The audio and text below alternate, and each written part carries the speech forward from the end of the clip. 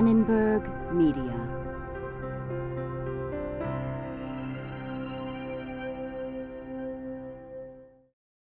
You brown-eyed people are not to play with the blue-eyed people on the playground. Why did these school children turn against their classmates because of the color of their eyes? What happened, John?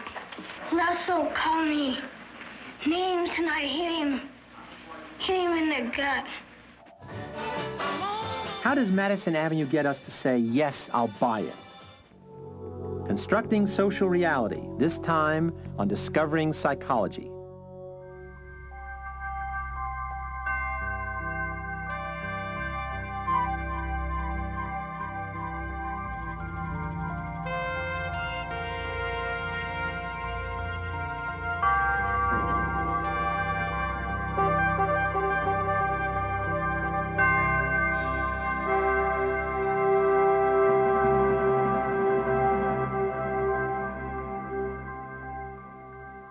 This morning at 9:40, the Hibernia Bank Sunset Branch was held up at gunpoint.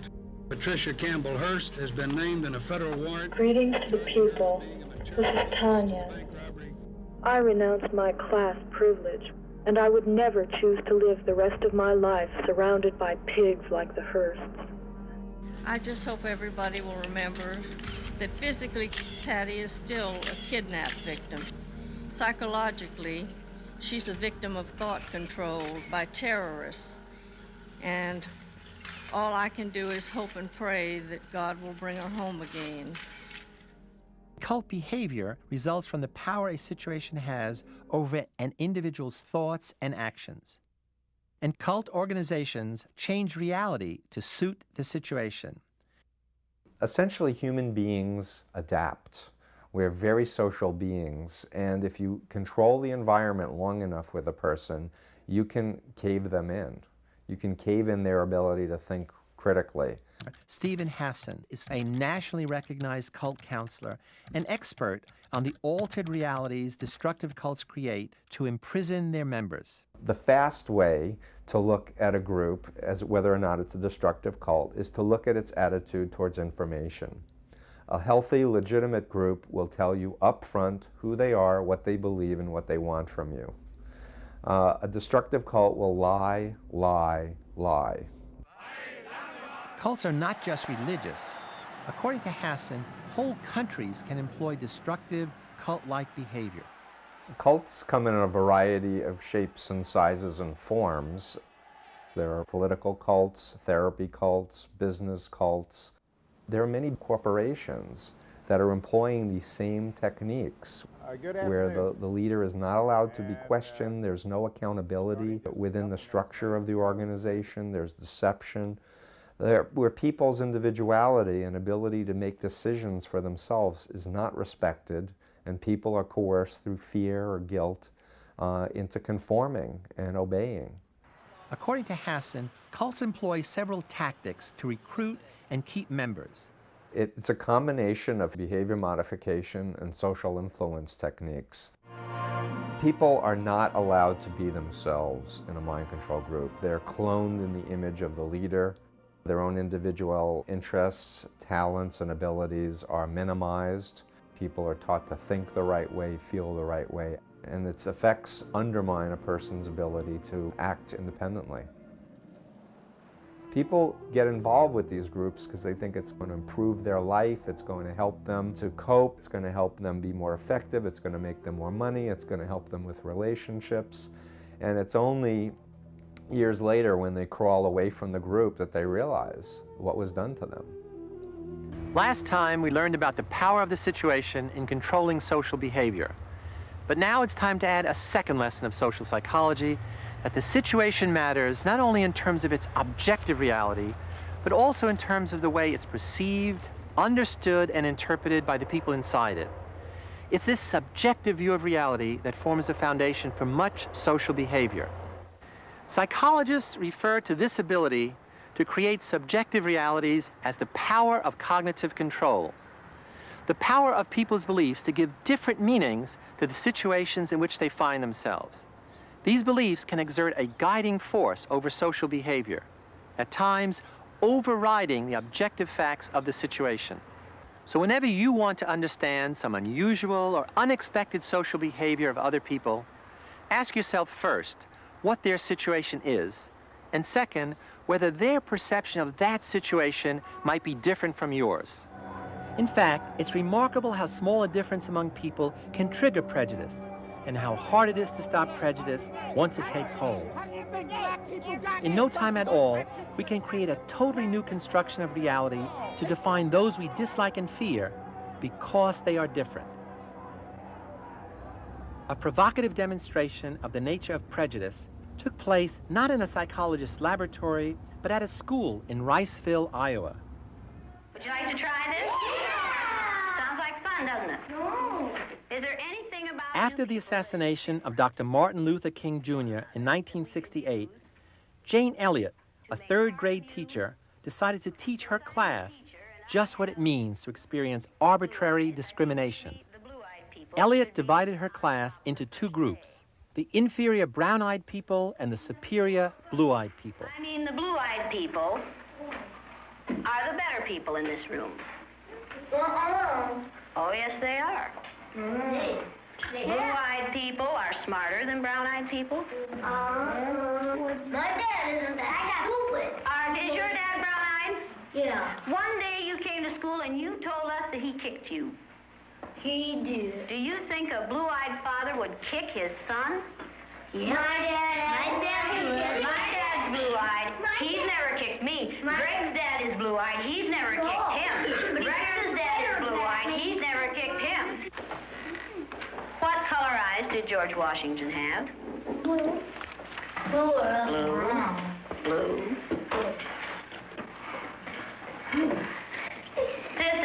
This is a fact. Blue-eyed people are better than brown-eyed people. You brown-eyed people are not to play with the blue-eyed people on the playground because you are not as good as blue-eyed people. Well, the brown-eyed people in this room today are going to wear collars so that we can tell from a distance what color your eyes are. So the blue-eyed people each come up and get a collar. You can choose someone to put this collar on. And it seemed like when we were down on the bottom, everything bad was happening to us. The way they treated you, you felt like you didn't even want to try to do anything. It seemed like Mrs. Elliott was taking our best friends away from us.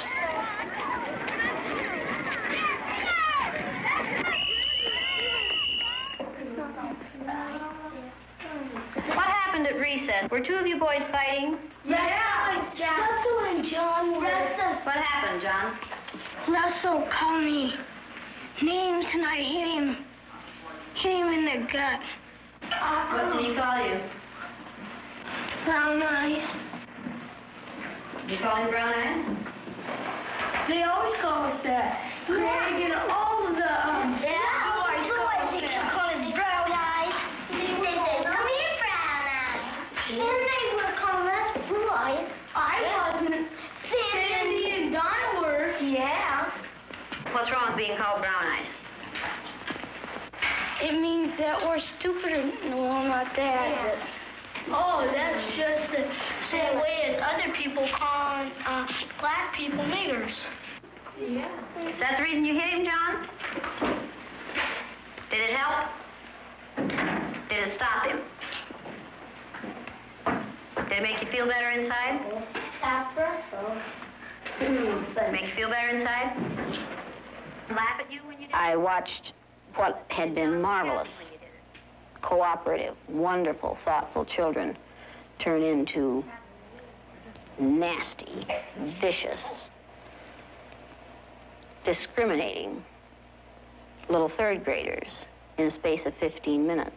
I think I learned more from the superior children than I did from the children who were considered superior, than I did from the children who were considered inferior, because their personalities changed even more than the others did.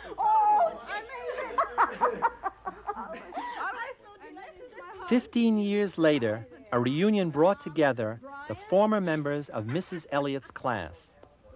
How are you? Oh, yes, fine. All right, now, Raymond, why? I want to know why you were so eager to discriminate against the rest of these kids. At the end of the day, I thought the miserable little Nazi. Really, I couldn't stand you. It felt tremendously evil. All your inhibitions were gone.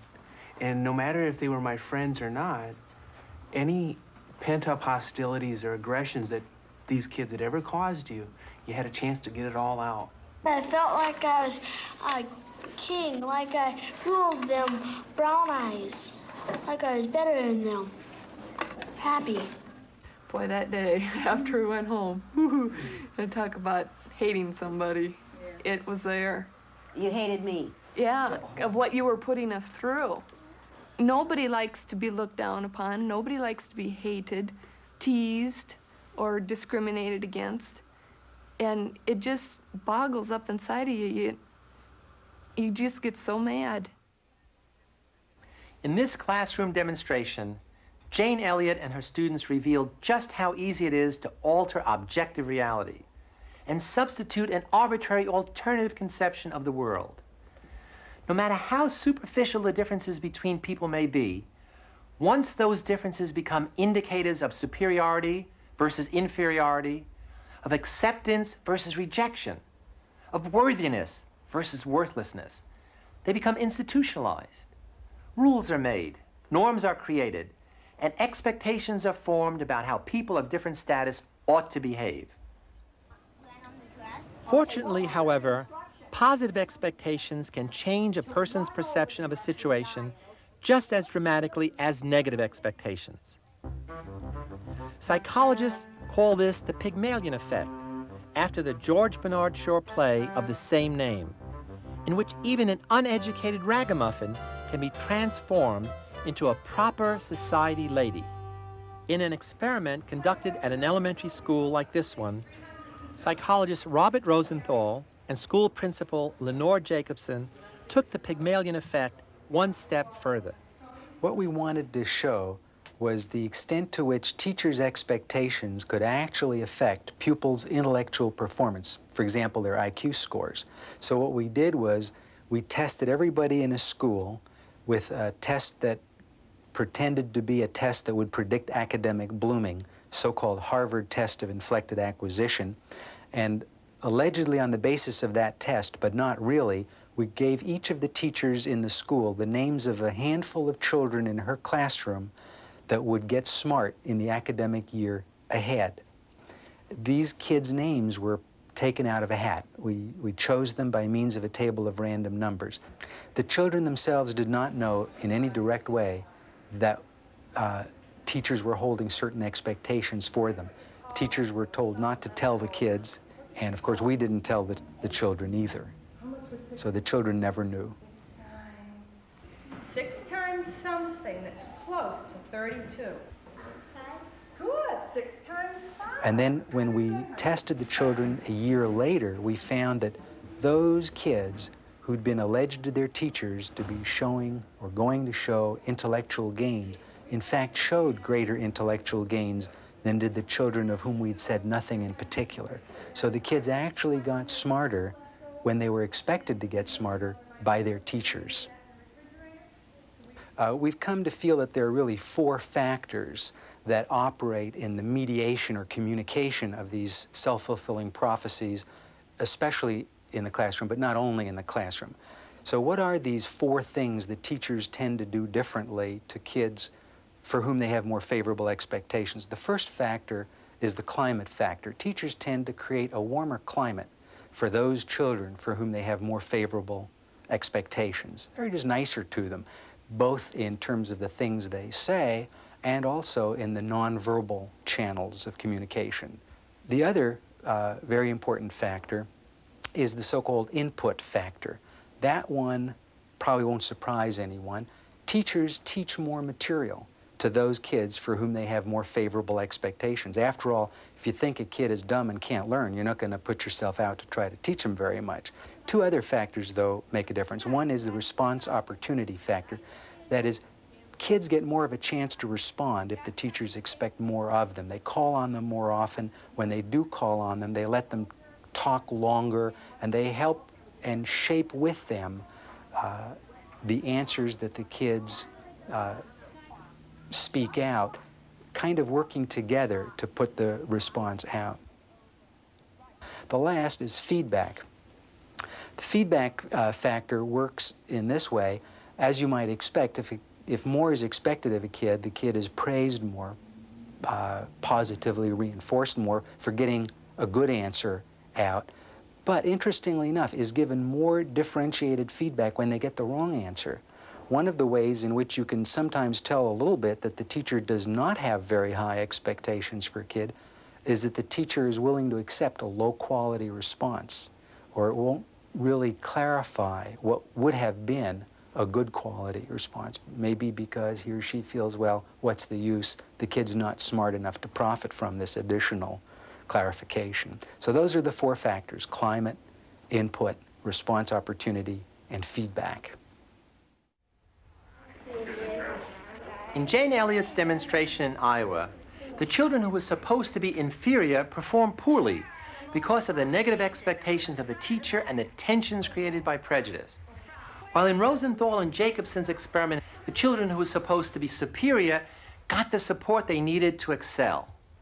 In both cases, the subjective reality became self-fulfilling, overriding the objective facts of the situation. No matter how it happens, information about how good or bad we are and the ways in which we're treated can change the way we see ourselves and the way we behave. Elliot Aronson of the University of California at Santa Cruz teamed up with Alex Gonzalez of Fresno State to see if they could change the way students saw themselves and their classmates. Next problem is 8 times 26. Instead of acting as competitors, vying against each other for the teacher's attention, some winning but most losing, students can be taught to see themselves as part of a learning team. Cooperation, not competition, is the foundation of what Aronson calls the jigsaw classroom. Basically, what we wanted to do was set up a structure where instead of competing with each other, kids would be cooperating with each other. Kids would be interdependent. Kids would be needing each other in order to do well. Make sure that you understand the part that you're going to have to give in your jigsaw group. Everyone is ready? Yes. Please go to your expert groups. Using the jigsaw method during a lesson on Native Americans, the teacher divides the class into several groups, known as expert groups.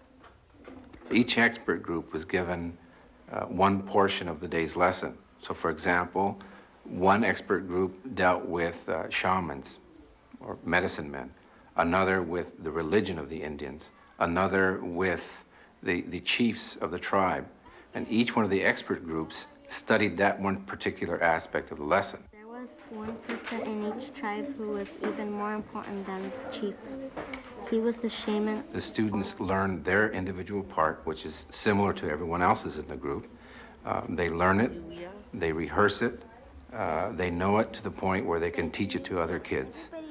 Gifts and they threw them into the fire. They danced around the fire louder and louder and faster till all the gifts had been burned. Now that our expert groups have finished studying the information, we're going to break up into our jigsaw groups. Break into your jigsaw groups. In the jigsaw group, what you have is a coming together of the students from the different expert groups that present their own material to the group as a whole. No one individual in the jigsaw group can learn the entire lesson without depending on the other members of the group. In the process, what happens is each one of the students teaches the other members of the group his or her part, and in the end, they learn the entire lesson in that manner. Indians did dances for special occasions, when a child was born, after a wedding. Kids who were scared, inarticulate, and looked as if they were stupid were now behaving in an intelligent, clear, articulate way. As they developed more self-respect, they began to perform better and better. As they performed better and better, the other kids began to treat them with still more respect, and their performance improved still more. By focusing on these 3 experiments in the classroom, we've shown how the situation matters, not only because of its objective characteristics, but also because of the ways it's perceived and interpreted by the people in it. It's this subjective view of reality that provides the basis of much social behavior. And nowhere is subjective reality more skillfully manipulated than on television. With love that shines as time goes by. Remember it just the way it was on Kodacolor VR films. The sharpest, brightest, most dazzling line of color print films Kodak has ever made. Aren't you hungry for Burger King now? We make excitement to feel the way that you do. There are many more professionals using strategies of influence than there are psychologists studying them. Their goal is very simple. They want us to say, yes, yes, I want it. Yes, I need it. Yes, I want to be the right kind of person. Yes, I'll buy it. This is the place, Jordan Marsh. Psychologist Robert Cialdini of Arizona State University spent 3 years examining the universal principles and tactics of these influence professionals from the inside. As a sales trainee, fundraiser, and advertising copywriter. One of the universal principles I found is the principle of reciprocation, which suggests that we are obligated to give back to others the form of behavior that they have given to us. So if someone does us a favor, we're significantly more likely to say yes when they ask for a favor in return. That's why the Hare Krishna, for example, society in the airport will come up to you and give you something before they ask for a donation. It can be a flower, a book, whatever. And this bottle will be produced only 2 or 3 times a decade. A second principle that we can talk about is the principle of scarcity. The idea that things that are rare, that are scarce, that are diminishing in their availability to us are more attractive. We want them more. As a consequence, many merchandisers will use strategies in which they'll give us time deadlines or availability limits on a product they want to sell, and because we can't have it after a certain time, we want it more and we go out and buy it. Another principle we can talk about is the principle of authority. This is the idea that we're much more willing to follow the lead of someone who is a legitimately constituted expert or an authority. It's reinforced for me and me. Hey, maybe it was made for both of us. Must be magic. Now that's who this shoe was made for. Another principle we can talk about is the principle of commitment. The idea that once we've made a stand, once we've taken a position on an issue, we're much more willing to say yes to any request that is consistent with that commitment. So very often, individuals will try to get us to make a small commitment that is consistent with the direction they want us to go. For example, a study was done in Toronto that showed if you can get people to agree to wear a little lapel pin that says "Support Your United Way," 2 weeks later they will be twice as likely to give a donation to the United Way when the solicitors come and canvass the neighborhood. Another principle we can talk about is the principle of liking. People are much more willing to say yes to a request to someone they know and like. Of course, the classic example of this is the Tupperware party, where they have arranged so that we are saying yes not to a stranger across a counter. We're saying yes to a friend or a relative who's invited us there, and we know we'll be getting a cut of everything we buy. Special evening for me.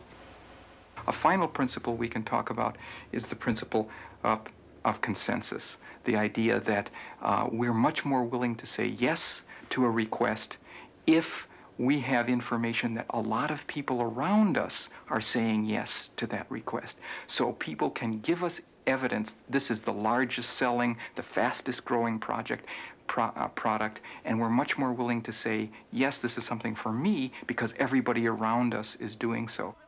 People in this room today are going to wear collars. A great deal of research, like Robert Cialdini's, has been undertaken to see just how easy it is for us to behave in conforming, prejudiced, or competitive ways. By understanding more about the psychological processes by which these effects can be produced, social psychologists also hope to develop new strategies that may help us become more independent, more tolerant, and more cooperative. In our next program, We'll explore what happens when someone's view of reality differs totally from that of everyone else. When cognitive controls weaken and psychotic hallucinations take over. When the joy of living gives way to deep fears and dark depression. And psychiatrists and clinical psychologists are called into action. Until next time, I'm Philip Zimbardo.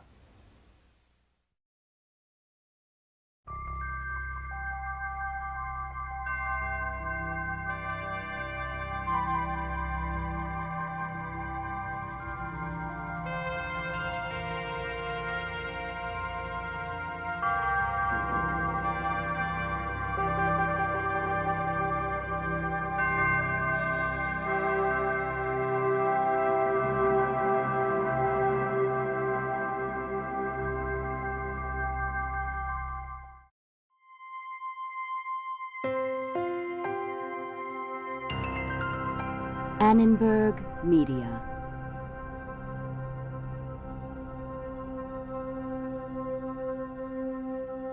For information about this and other Annenberg Media programs, call 1-800-LEARNER and visit us at www.learner.org.